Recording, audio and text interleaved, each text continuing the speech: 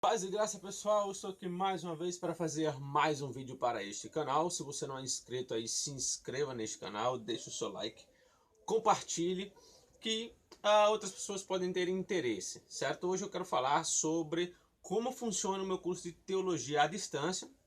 Eu peguei aqui algumas matérias do meu curso e vou falar sobre elas, como elas funcionam nesse sentido aí, beleza? Bem, quem tem interesse em estudar grego ou hebraico também é só falar comigo. Na descrição do vídeo está aí o meu WhatsApp, caso você queira se comunicar. Certo? Vamos ao vídeo. Bem, é o seguinte, aqui estão algumas matérias, né, do meu curso de teologia, como a cristologia, por exemplo. É o seguinte, no meu curso ele funciona da seguinte maneira. Quando a pessoa entra nele, eu envio uma matéria. Por exemplo, você entrou hoje e eu mandei a cristologia, certo? Então você vai estudar ela toda. Quando você concluir, eu vou envio a próxima matéria, certo? Porque se eu enviar uma, duas, três, quatro, é capaz de ninguém estudar nada e ficar querendo ver a outra matéria. O que tem nessa, o que tem nessa. Então eu envio uma. Quando eu envio essa aqui, quando você concluir, eu passo uma série de exercícios, você faz, responde, manda para mim, eu olho e vamos para a próxima matéria, certo? Se você terminar, por exemplo, dentro de 15 dias, eu já envio a próxima matéria, certo? Se dentro de 10 dias, em 20, enfim, né? Mas é praticamente impossível você terminar uma matéria dessa em 15 dias, assim, 10, porque ela tem muita coisa e ela é uma matéria grande. Essa aqui tem 83 páginas, né? É uma matéria grande. E nas minhas matérias dos meus cursos, elas são matérias um pouco assim, que eu vou trabalhar muito com grego ou com hebraico, um pouco aí diferente das teologias sistemáticas. Por exemplo, você pega uma teologia sistemática e vai estudar cristologia. Então ele vai ser dali os versos e tal. Eu já vou trabalhar de uma forma um pouco diferente. Quem tem e já estudou essa matéria no meu curso, sabe que é exatamente dessa forma, certo? Porque eu vou trabalhar vários debates sobre a divindade de Cristo. Por exemplo, se Cristo é Deus, como você explica 1 Coríntios 11:3, que lá diz que Deus é o cabeça de Cristo. Como você explica Apocalipse capítulo 3, versículo 12, que o próprio Cristo chama o Pai de meu Deus 4 vezes, né? Como é que um Deus tem um Deus? Essas coisas aí. Então eu vou trabalhar mais de 45 debates acerca da divindade de Cristo na matéria de cristologia. Eu nunca vi nenhuma matéria fazer isso, nenhum curso de teologia fazer isso, nenhum livro fazer isso. Então eu vou fazer um curso, mas eu vou fazer um pouco diferente do que se é expresso hoje, né, do que as pessoas têm. Então eu vou trabalhar muito contexto histórico, vou trabalhar muito as línguas originais, o hebraico ou o grego, em algumas partes que seja necessário, certo? Então é praticamente isso.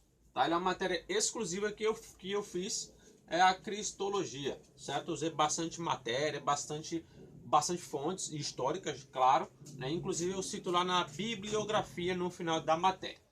A teologia eu vou tratar sobre Deus. Sobre Deus, falar sobre os seus atributos, o seu nome, né? Qual é o nome de Deus mesmo. Embora ninguém saiba mais, eu coloco lá algumas coisas de alguns hebraístas que eles comentam sobre o nome de Deus, os seus atributos, onipotência, onipresença, onisciência, o que os pais das igrejas falaram sobre isso, sobre a onipotência deles, sobre a onisciência, sobre a eternidade e por aí vai. A bibliologia eu vou trabalhar para você conhecer a Bíblia, né? Você que, exemplo, entrou na fé agora, não conhece como a Bíblia ela foi formada, tal. É porque algumas pessoas pensam que a Bíblia caiu do céu, e não é exatamente por esse ponto, tá? Então tem toda uma história, o cânon do Novo Testamento, do Antigo Testamento, o que significa cânon. Eu vou falar sobre os textos do Novo Testamento, os manuscritos do Novo Testamento, o que é um texto majoritário, o que é um texto crítico, o que é um texto recebido e por aí vai, certo? Então eu vou trabalhar bastante coisa só que envolve a Bíblia, certo?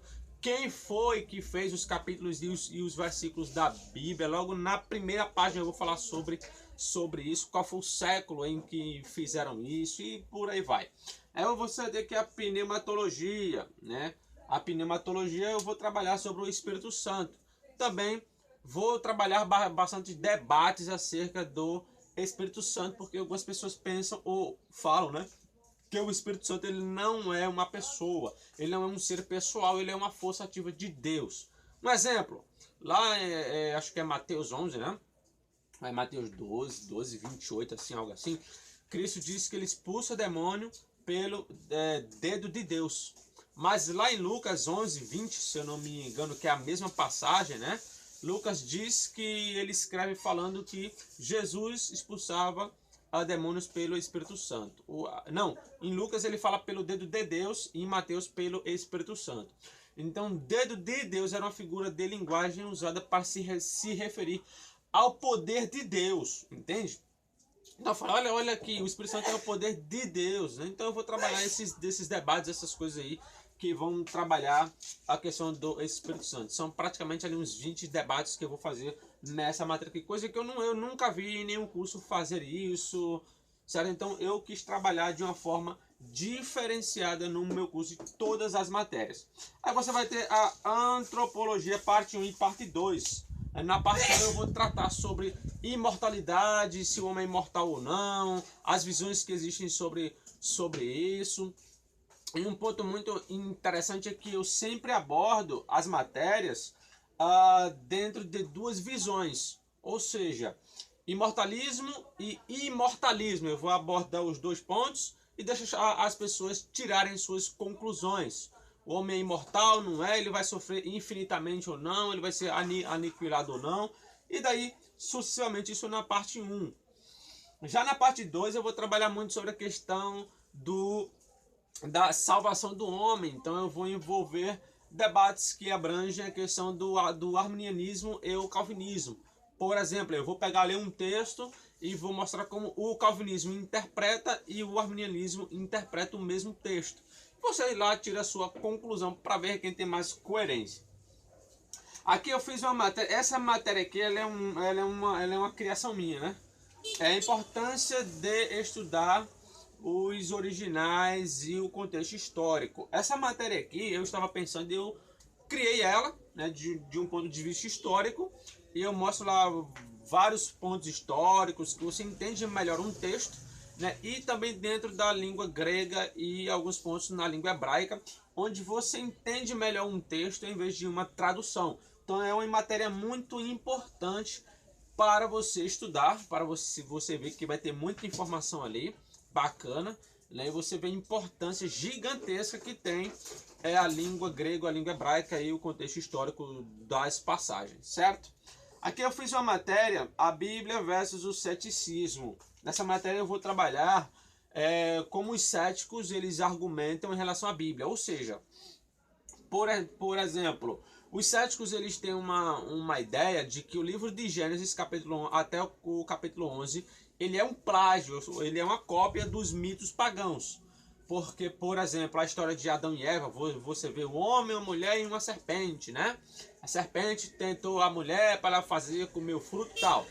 Só que existem pontos semelhantes em outras culturas, como babilônica, enfim, várias outras.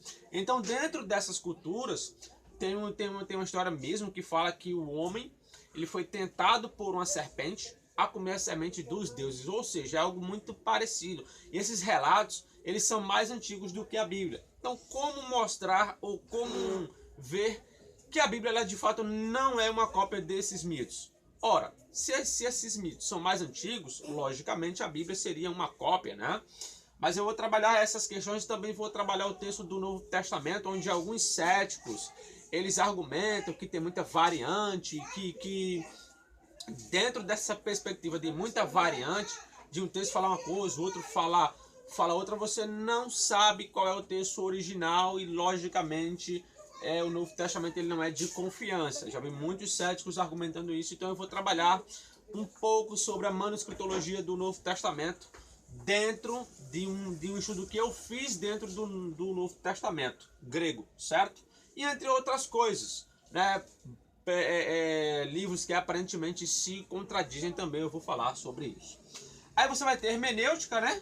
Hermenêutica é basicamente uma coisa que qualquer curso fala, né? A angelologia, aqui a angelologia tem algo muito importante, né? Que é sobre Isaías capítulo 14 e Ezequiel capítulo 28, né? Que são duas passagens ali que algumas pessoas falam que se refere ao diabo, que se refere a Satanás, né? Onde ele caiu do céu, as pessoas citam lá Isaías. Será que isso de fato procede? O contexto histórico remete a isso mesmo?